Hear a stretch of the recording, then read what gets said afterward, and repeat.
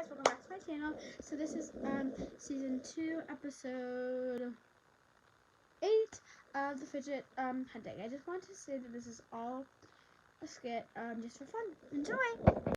Okay guys, so do you remember when it said like on the computer that if you found all of the fidgets, you get a special like jumbo fidget? Well, I went to the townhouse.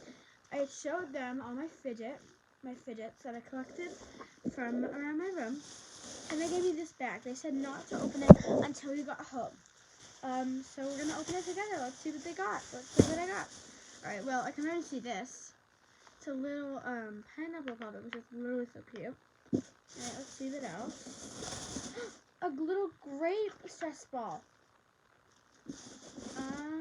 Santa puppet, unicorn puppet, and I'll show you the rest in part 8.